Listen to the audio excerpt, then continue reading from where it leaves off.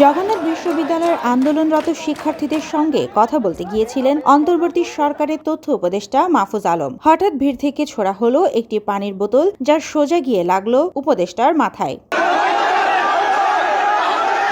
জগন্নাথ বিশ্ববিদ্যালয়ের ৩ দফা দাবির প্রেক্ষিতে উপদেষ্টার এই উপস্থিতি। মাহফুজ আলমের বক্তব্যে অসন্তুষ্ট একদল শিক্ষার্থী ভুয়া ভুয়া স্লোগান দিতে থাকে। ঠিক তখনই ঘটে এই অনাকাঙ্ক্ষিত ঘটনা। হামলা করেছে যারা এই আন্দোলনের নামে স্যাবোটেজ করতে চেয়েছেন। প্রথম থেকে কথা ছিল গতকালকে রাত্রে আজকে আমার সাথে তাদের মিটিং হবে, সেই মিটিং তারা করেননি। কথা ছিল আগামীকাল সকালে শিক্ষা উপদেষ্টার সাথে তাদের মিটিং হবে, সেই মিটিং তারা করেননি। বরং তারা তাদের কাছ থেকে ন্যায্য মনে করেছে, তারা এখানে এতটুকুতে চলে এসেছেন। আমার সাথে যেটা হয়েছে আজকে, আমি এখানে আসার পরে একটি অংশ যাদেরকে আমি মনে করি স্যাবোটুর, যারা স্যাবোটেজ করার জন্য বিভিন্ন আন্দোলনে ঢুকে, আমি শুধু তাদের নাম আজ উল্লেখ করব না। মিডিয়ার দায়িত্ব, প্রশাসনের দায়িত্ব তাদের এবং তাদের রাজনৈতিক সংশ্লিষ্টতা খুঁজে বের করা। আমি বলবো না, আপনারা খুঁজে বের করুন, দেখবেন একটি গ্রুপকে পাওয়া যাবে এবং তাদের যেই নির্দিষ্ট ভাবে একজন ব্যক্তির প্রতি যে হিংসা গত 8 মাস ধরে রয়েছে এবং তাদের যেই হিংস্রতা অনলাইনে দেখা যায়, তারা আজকে এখানে এটা করেছেন। আমি জানি না, আমি শুধু আমার সন্দেহ জানিয়ে রাখলাম। প্রশাসনের দায়িত্ব, মিডিয়ার দায়িত্ব এটাকে খুঁজে বের করা।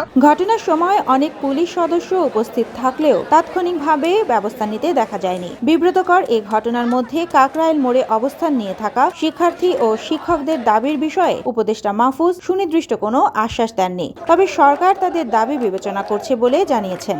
না, আমি ওদের সাথে তো দূরে থাক জগন্নাথ, আমি এখানে আর প্রকাশ্যে কিছু বললাম না। বাট আপনাদের এটা আপনাদের ব্যর্থতা, এটা টিচার স্টুডেন্টদের ব্যর্থতা না। আপনারা টিচারদের ব্যর্থতা, আপনাদের উচিত হচ্ছে দ্রুত স্টুডেন্টদেরকে নিয়ে চলে যাওয়া, আর নাহলে আমাকে আমার মতো আগানো।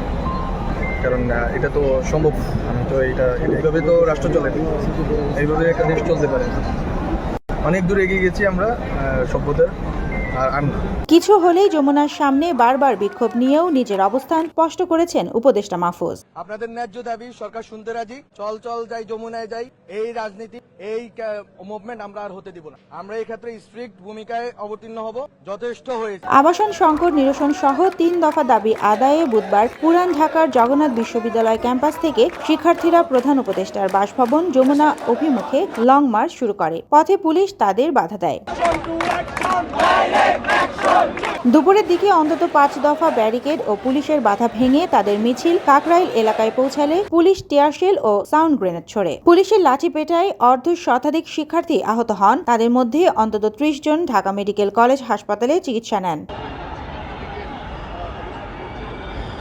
এদিকে মাহফুজের মাথায় বোতল নিক্ষেপের এই ঘটনার ভিডিও ইতোমধ্যে ভাইরাল। ফলে বিষয়টি এখন শুধু বিশ্ববিদ্যালয়ের আন্দোলন নয়, জাতীয় আলোচনারও অংশ হয়ে উঠেছে। সুবর্ণা মেজাবিন, দেশকাল নিউজ।